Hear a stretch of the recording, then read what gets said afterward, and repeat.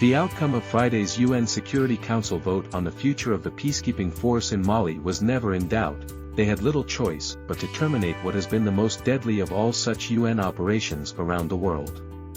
Over its more than 10-year deployment, some 187 peacekeepers have lost their lives.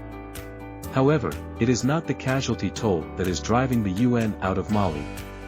It is the country's military regime that is insisting the 12,000 international troops must depart, despite a desperate security crisis that shows no sign of fading away.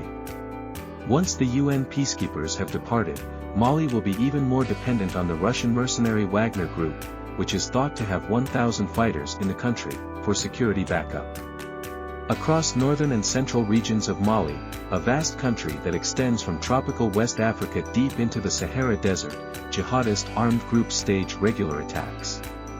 Despite Wagner's fearsome reputation, there must be questions about its effectiveness in fighting the militants, even if manpower is boosted with extra fighters redeployed from the war in Ukraine.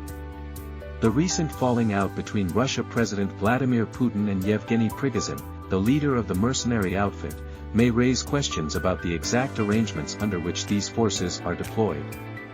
For Russia's president, their presence is a useful way of needling France and the US and bolstering the Russian footprint in West Africa. But Wagner will not have the scale of airstrike power, armored units and logistical support, backed up with US satellite intelligence, that was at the disposal of the French force Barkhane, which pulled out last year after the breakdown of trust between Mali and the former colonial power. Wagner units seem more likely to prioritize the holding of a few key bases, from where they may venture out on raids and patrols, rather than an overall strategic push. The 11 months during which Mali has relied on Wagner rather than French support have seen jihadist groups intensify their activities and extend their reach. Once the UN has also left, that trend could accelerate, while the mercenaries' hardline approach could further alienate Tuareg and Pool, also known as Fulani, pastoralist communities. Tensions between farming and livestock herding communities have already added fuel to the violence in parts of central Mali, where the fertile inland delta of the river Niger should be West Africa's rice basket. Amidst the insecurity, more than 1,500 schools are closed and local economic life is badly disrupted. The Malian state and basic public administration and essential services are entirely absent from many parts of the north. The monitoring group ACLED reports that 1,576 people were killed in 682 incidents so far this year. Conditions are particularly bad in the northeast, where thousands of civilian villagers have now taken refuge in camps surrounding the small desert town of Menaka.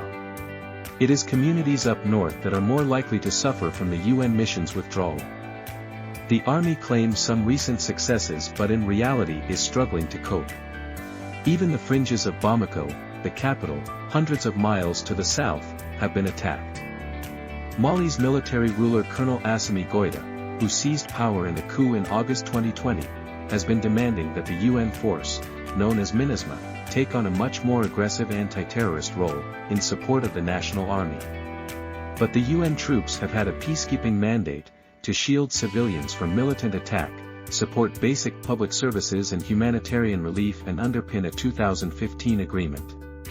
Under that deal, ethnic Tuareg separatists in the north agreed to remain within a united Mali, in return for decentralization of power to the local level.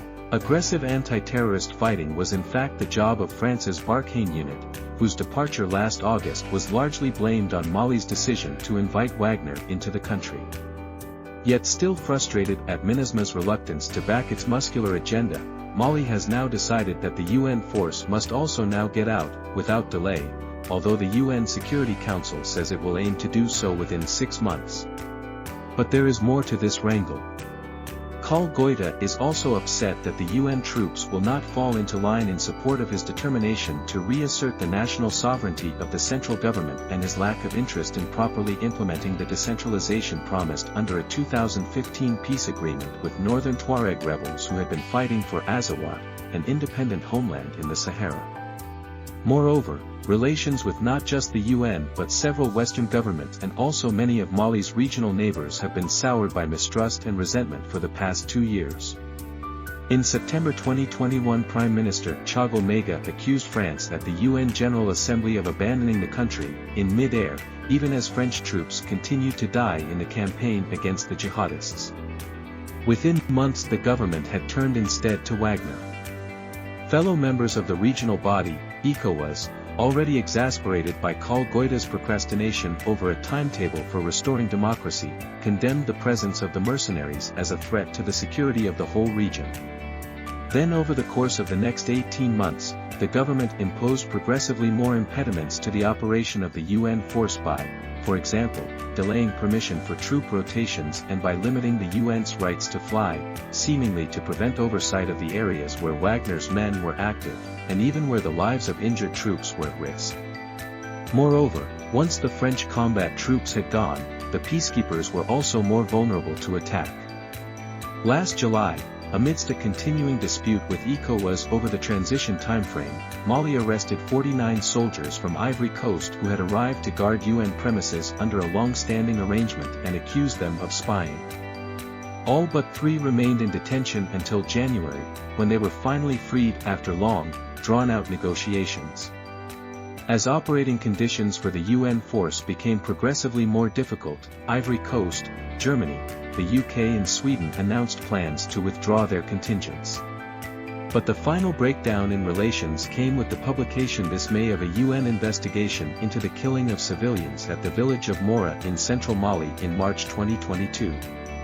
Although the junta refused to let MINUSMA visit the site, the UN force managed to reach nearby communities, interview survivors, and obtain proof of the identity of 238 victims. Its verdict was damning. More than 500 people had been killed in Mora in March 2022 by the army and allied foreign fighters, a clear allusion to Wagner. The government responded with fury, threatening a judicial inquiry against the members of the investigation team. It accused them of spying, plotting and threatening state security. After this, its demand for the rapid winding up of the UN force could hardly come as a total surprise.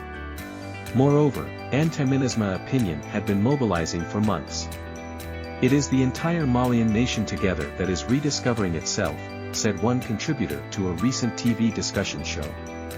The TV show presenter himself described the campaign to press for the departure of the UN force, the bulk of which is made up of African soldiers, as yet another battle against the oppressor and the West.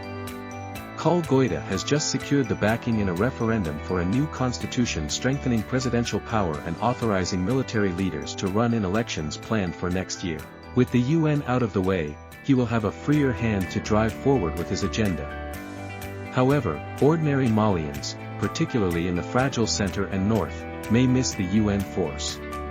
While it proved unable to halt jihadist attacks, it did provide a level of containment, ensuring an essential minimum of calm and stability in key towns, so that basic services, administration and welfare could operate. And its presence at least kept alive the deal with northern groups who have lost all faith in the military government. With the UN peacekeepers gone, parts of the north where the army and Wagner struggle to make themselves felt may actually drift even further towards de facto autonomy. Far from Bamako's heated city politics, everyday life for many communities will probably just get even more difficult.